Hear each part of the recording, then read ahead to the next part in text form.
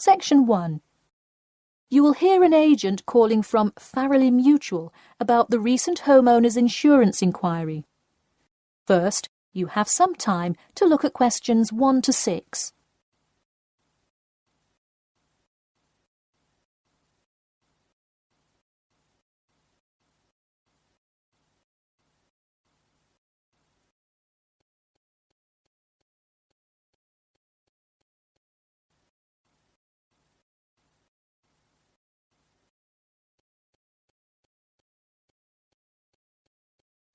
You will see that there is an example which has been done for you. On this occasion only, the conversation relating to this will be played first. Hello. Yes, I'd like to speak with Janet Evans, please. Speaking. Hi, Miss Evans. This is Jim Rodriguez, calling from Farrelly Mutual about your recent homeowners insurance inquiry. The man says that he'd like to speak with Janet Evans. So, Janet Evans has been written in the space. Now we shall begin. You should answer the questions as you listen, because you will not hear the recording a second time. Listen carefully and answer questions 1 to 6. Hello. Yes, I'd like to speak with Janet Evans, please. Speaking. Hi, Miss Evans. This is Jim Rodriguez, calling from Farrelly Mutual about your recent homeowners insurance inquiry. Yes, hi. Thanks for returning my call. My pleasure. I understand you are potentially interested in insurance for a bungalow located a bit out of town. Could you give me the address? Sure, it's 49 Greenway Court. Greenway is one word. Thank you. All right, and would you prefer to be contacted via email or phone? Either one is fine. Maybe try emailing me first, and as an alternative, I can give you my phone number. Great, and what is your email address? pk2@cat.com. Did you say cat as in the animal? Yes, it is the acronym for the construction company I work for. I'm sure you've seen them around. Yes, I have, and could you give me your primary phone number and the best time to reach you? Sure, the number is 020-4251-9443. I am generally unable to answer my phone at work, but any time after 5:30 p.m. is fine. I will make a note of that here. Now, I'm going to ask you a little bit about property itself, so we can make an accurate estimate of the cost of insuring your home. Could you tell me the size of your house? Well, I don't have the exact measurements, but I'm pretty sure it's right around 80 square meters. Should I measure it and call you back later? No, that's completely all right. I'll write 80 square meters for now to get the estimate, and then an agent will come get the exact measurements later on if you decide to purchase our insurance. Okay, great. And what material is your house made of?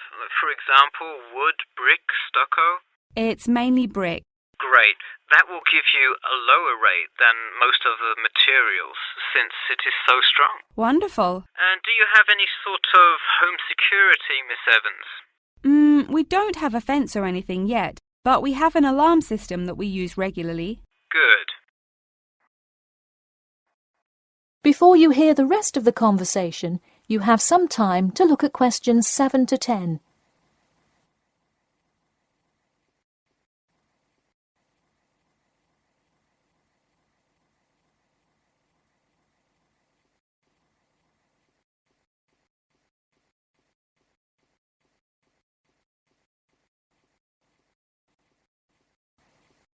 Now listen and answer questions 7 to 10.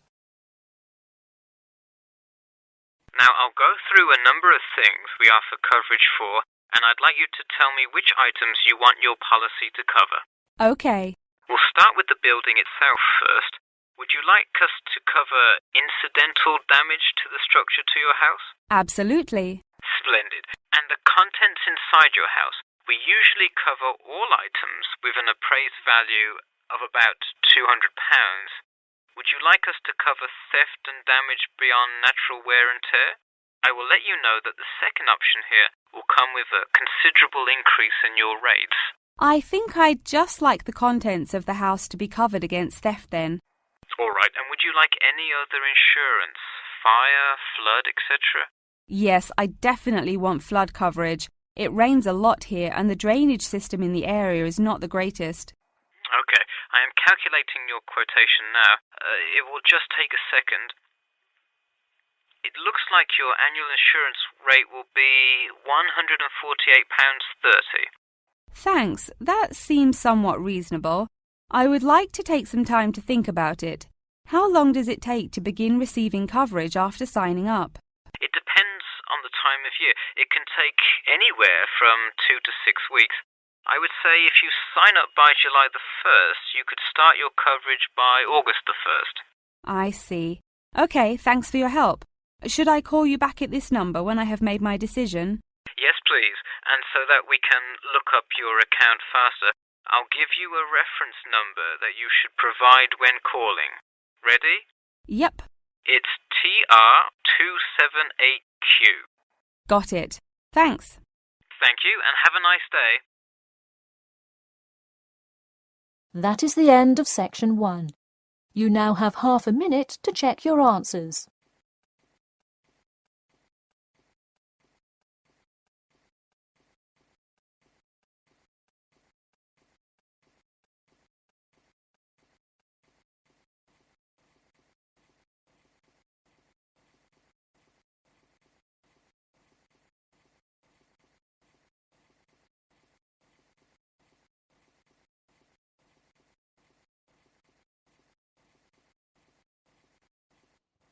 Now turn to section 2. You will hear a talk about a pool and outdoor venue created by some people. First, you have some time to look at questions 11 to 14.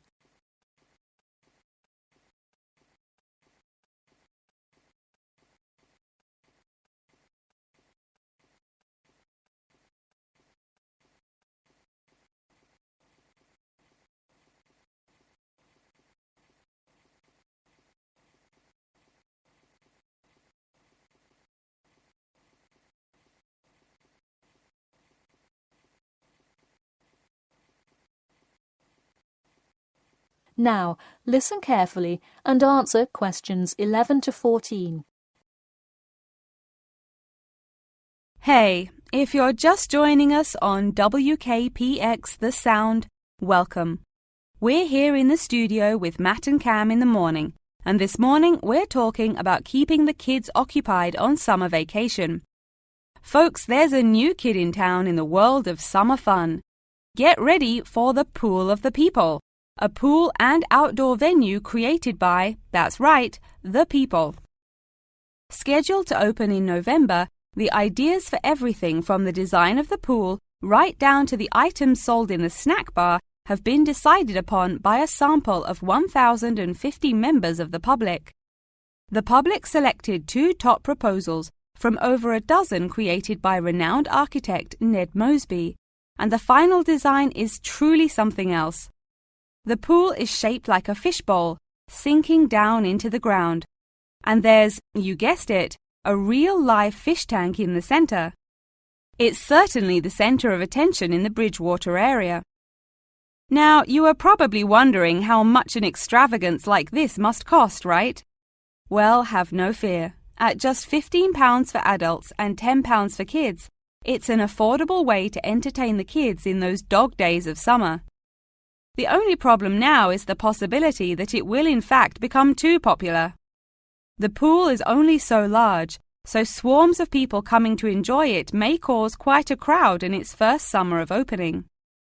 There will be an opening party for a select audience, and in line with the pool's mission, the people have decided on all the arrangements. They collectively decided on actress Rebel Wilson to host in the festivities scheduled for later this month, and even dictated the playlist by ranking their top 10 songs from a list of hundreds. There is some discrepancy, however, on the sculpture design for the foyer at the entrance. The people elected a jellyfish sculpture to greet entering visitors, but given last week's vicious attack by a box jellyfish on a local youth, coordinators fear it will bring too much fear to patrons. Before you hear the rest of the talk, you have some time to look at questions 15 to 20.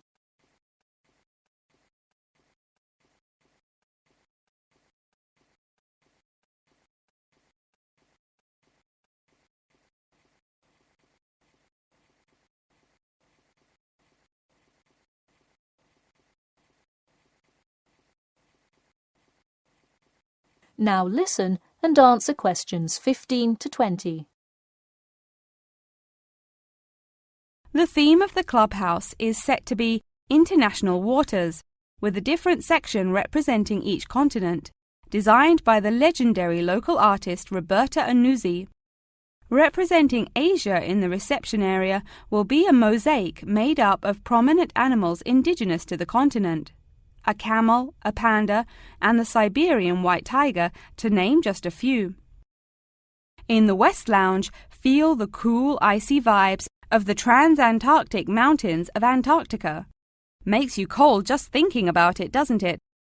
Just seeing a wall with a mural of the glacial mountains is almost enough to cool you off on a December afternoon.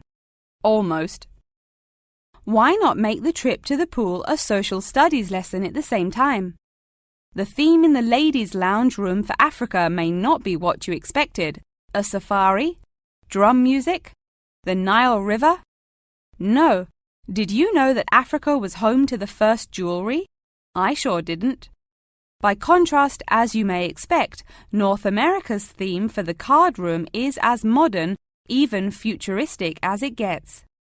Annuzzi created for North America a sort of absurdist print, interestingly juxtaposing the moon landing of 1969 with an abstract depiction of humans living on Mars. Seems to me like an interesting commentary on the future of space exploration. And in the men's lounge room, the ancient forts of Sparta, Rome, Greece, and other European civilizations fittingly exhibit the strength and combatant characteristics of these societies. Finally, the cafe and breakfast room area is an enchanting round room that draws all attention to its center, where there is a strikingly realistic sculpture of a volcano. The delicious food may actually be only the second most exciting part of this room, in comparison to the 9-foot statue, complete with brightly colored molten lava to characterize South America. Honestly, it is like a museum visiting each room of the clubhouse. Why not make the trip to the pool an educational one for the kids? We're going to take a quick commercial break here at WKPX, but we'll be back in 10 with more on what's touted to be the summer's hottest place to beat the heat. That is the end of section 2. You now have half a minute to check your answers.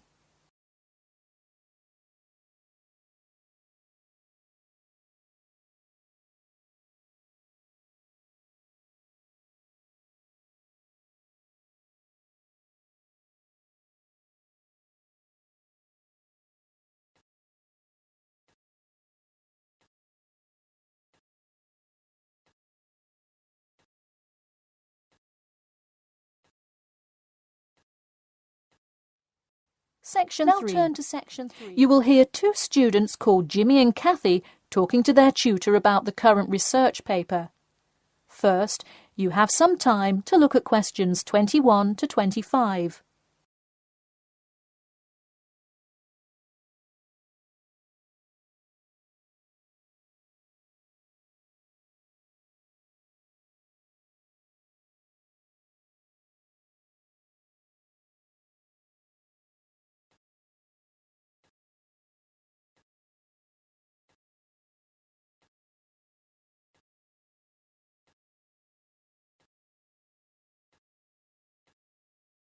Now, listen carefully and answer questions 21 to 25.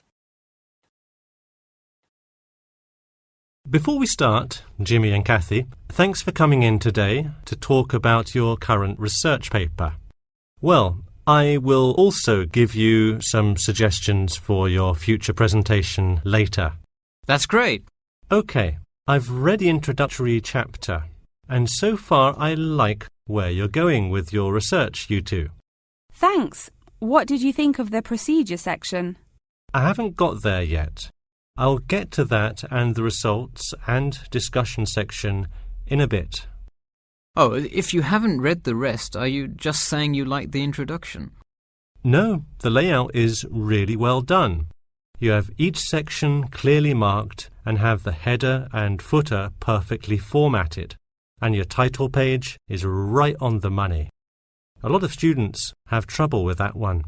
To be honest, we did refer a lot to the example we received in class.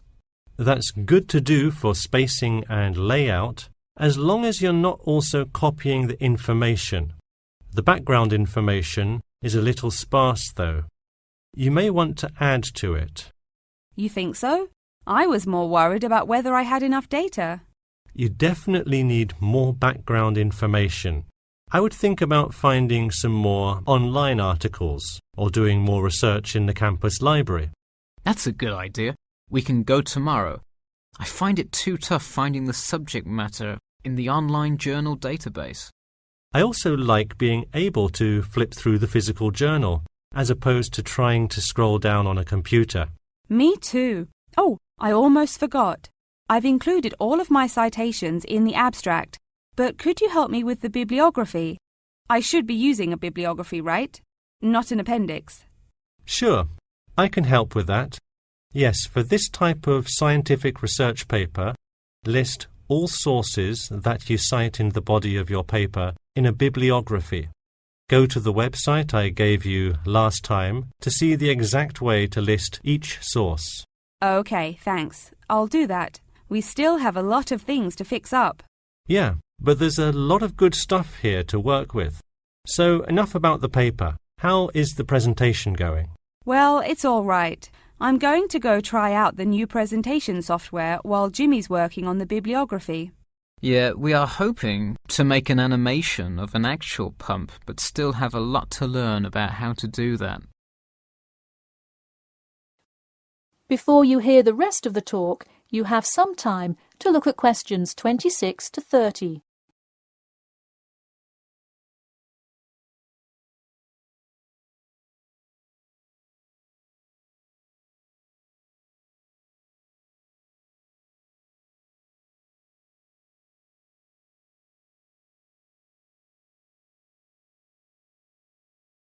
Now, listen carefully and answer questions 26 to 30. Who would have thought before we started this project that we would be able to recreate the motion of a pump? This stuff is just so interesting. So glad to hear it. Yeah, I am glad I took engineering this semester. I would definitely like to keep up with it. You know, there's an organization called the Machine Engineer Society. You should look into joining it. You'd need to score well in your engineering class to qualify, but I think you can do it. Interesting. I will definitely check it out. I would really like to get in contact with some professionals in the engineering field to find out more. I don't really know anyone in the field now, though. I think if you keep meeting people in your classes and professors, you'll be able to get in contact with some really helpful people. Well said, Jimmy. If engineering pumps is something you both are specifically interested in, make sure you stay up to date on new developments. In fact, you could visit the local water treatment facility periodically to see what new developments are going on. That may be a good way to get some practical experience. Well, I don't think they would let you handle any equipment by just visiting the facility.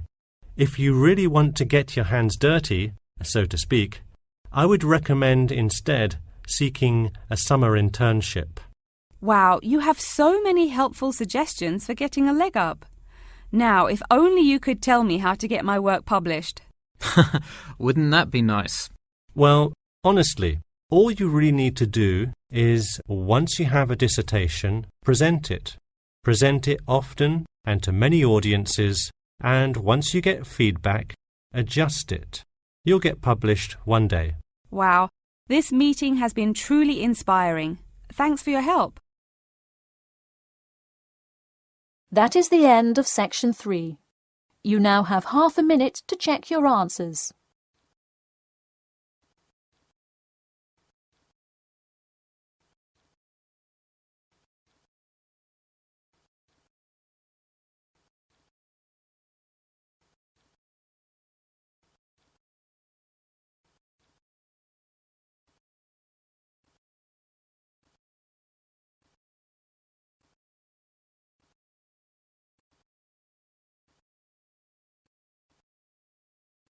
Now turn to Section 4. You will hear a talk about amber, the formation of amber and its applications in different fields.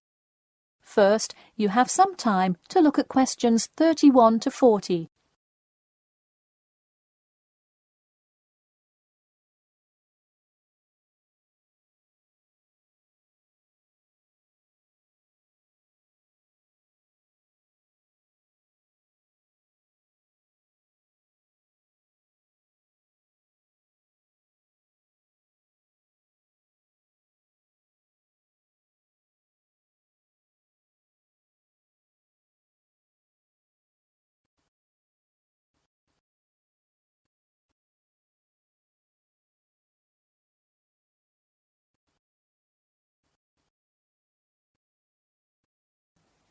Now, listen carefully and answer questions 31 to 40. Tonight I'm going to present an overview of the research on amber. Okay, I'll start by giving a brief introduction about amber, then talk about the formation of amber, and then describe amber's applications in different fields. First of all, what is amber? Amber is not a stone, but is ancient fossilized tree resin, which is the semi-solid amorphous organic substance secreted in pockets and canals through epithelial cells of the plant. And why is resin produced? Although there are contrasting views as to why resin is produced, it is a plant's protection mechanism. The resin may be produced to protect the tree from disease and injury inflicted by insects and fungi. Amber occurs in a range of different colors. Besides the usual yellow, orange, and brown, other uncommon colors are also associated with it. Interestingly, blue amber, the rarest Dominican amber, is highly sought after. It's only found in Santiago, Dominican Republic. There are several theories about what causes the blue color in amber. The most common one links it to the occurrence of volcanic dust that was present when the resin was first pressed out from Hymnaea protera millions of years ago. At this point, you might be curious about how amber is formed. Molecular polymerization resulting from high pressures and temperatures produced by overlying sediment transforms the resin first into copal. Sustained heat and pressure drives off terpenes and results in the formation of amber. Copal, that I've just mentioned, is also a tree resin, but it hasn't fully fossilized to amber. More generally, the term copal describes resinous substances in an intermediate stage of polymerization and hardening between gummier resins and amber.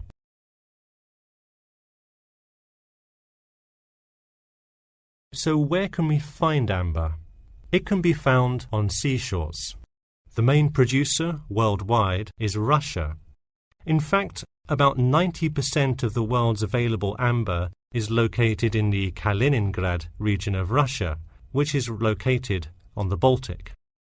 Here, the resin is washed up on the coast after being dislodged from the ocean floor by years of water and ocean currents.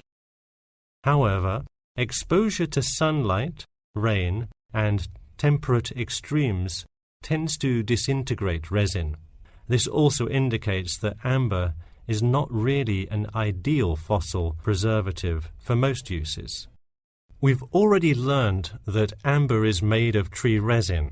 It often includes insects that were trapped within the tree many millions of years ago. A piece with a visible and well-arranged insect is generally valued much higher than simple, solid amber. One Dominican amber source reported finding a butterfly with a 5-inch wingspread. This is both a large and unusual find, and most butterfly specimens have no more than a 2-inch wingspan. Inclusions in Dominican amber are numerous, one inclusion to every 100 pieces. Baltic amber contains approximately 1 inclusion to every 1,000 pieces. Now that you have a basic knowledge of amber, I'd like to talk a bit about amber's application in different fields. First, amber is appreciated for its colour and beauty. Good quality amber is used to manufacture ornamental objects and jewellery. For instance, using a variety of exclusive, first-class quality natural Baltic amber with silver to make natural amber jewellery. But due to the biodegradation of amber fossils, people with amber jewellery have to take special care of it to ensure that the amber is not damaged. It was previously believed that amber worn on the neck served to protect one from diseases of the throat and preserved the sound mind. Callistrate, a famous doctor in the Roman Empire, wrote that amber powder mixed with honey cures throat, eye, and ear diseases, and if it is taken with water, eases stomachache.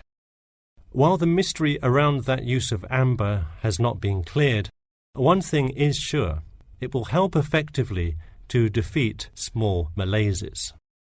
Amber has even been used as a building material. Amber created the altar in St. Brigida Church in Gdansk, Poland. In St. Petersburg, Russia, the walls of the famous Amber Room were lined with intricate carvings and inlaid designs. This palace room is being reconstructed from photographs and can be visited at the Catherine Palace, located in the town of Tsarskoye Selo. And finally, the fourth use of amber is that... That is the end of section 4. You now have half a minute to check your answers.